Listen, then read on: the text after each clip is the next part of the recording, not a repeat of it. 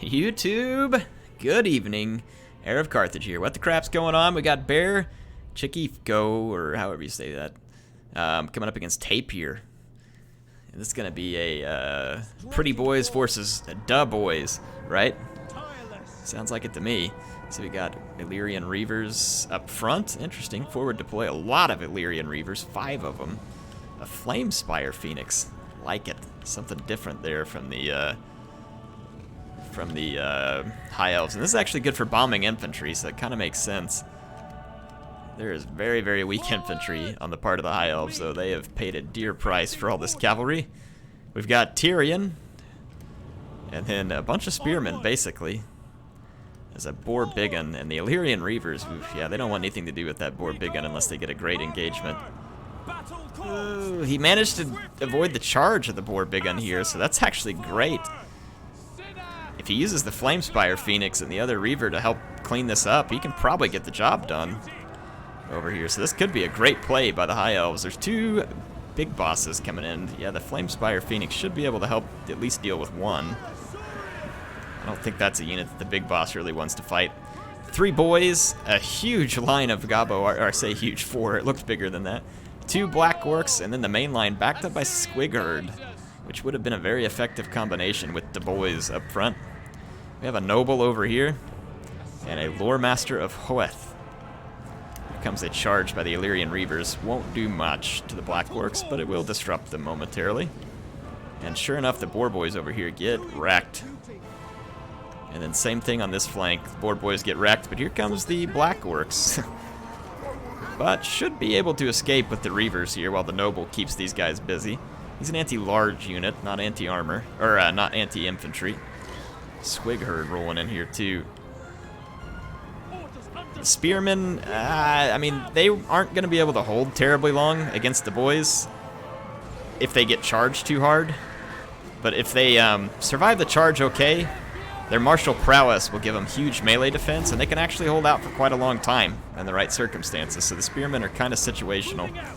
Black Orcs continually being disrupted.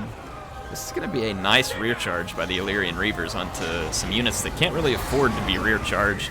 Black Orcs maybe. Squigs and boys, not so much. And then look at those bombs coming in from the Flame Spire Phoenix, just rolling down the line. Doing an excellent job. Devastating a lot of greenskin infantry here. The 2 big bosses are down. And then over here, it's turned into kind of a blob-out fight. Spearmen kind of pulling away strangely here. They may have been trying to chase down the Boar Biggin. And then, of course, the archers in the back are laying waste to the Goblin archers as they have the opportunity. Here comes the Black Orcs. It looks like the Spearmen are going to get absolutely leveled on the charge here because they're counter-charging. Ooh, that fight's not going to last long. Goodbye, Spearmen. Look at that, the archers doing their work, the Reavers on the run now, and they are chasing down Wurzag, the Great Green Prophet. We missed him earlier, but he's not really the Great Green Prophet unless he's on foot and dancing, folks. Just letting you all know for sure. Wow, Tyrion is chasing this guy. It is done. Wurzag does not want anything to do with Tyrion. Tyrion took a bit of a beating somewhere, though.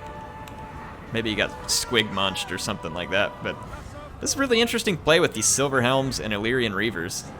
Silver Helms obviously have a lot more charge. Look at that, 140 kills. Talk about nice use. These guys crushed it this battle. Silver Helms are a squishy unit, but they pack a massive charge. So if you can get them into the right scenario, they can cause a lot of damage, but they are squishier than a lot of upper tier cav. Comes some Spearmen to hold these guys down, a Lore Master of Hoeth.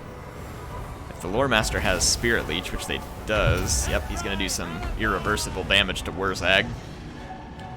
I'm surprised Wurzag, is Wurzag not packing the foot? He is packing the foot. All this cavalry around, I'm kind of surprised not to see a foot of Gork. This is an interesting High Elves army. And it did really well against the Greenskins here. Did really well. There's Tyrion and Wurzag battling it out over here. A couple of epic leaders. Wurzag is a really great character. I have to admit, that's one of the things I've loved so much about Warhammer is the characters. Characters are really cool. Ooh, this effigy of the Git. That's probably what hurt Tyrion so bad earlier, and it's gonna wreck him this time. Woo! Tyrion, get wrecked. Wow, the Great Green Prophet not taking one bit of crap off of the Elven Prince. Just takes him down. This lore master is left to herself. I think it's a her. Could be wrong. It's always hard to tell with the elves. They're a lot more gender neutral sometimes. WARZAG gets routed though, and that Flamespire Phoenix is gunning for him, and that is gonna kill the remainder of the leadership. But what a play by WARZAG late in there to absolutely destroy Tyrion, who by all means is a stronger lord, right?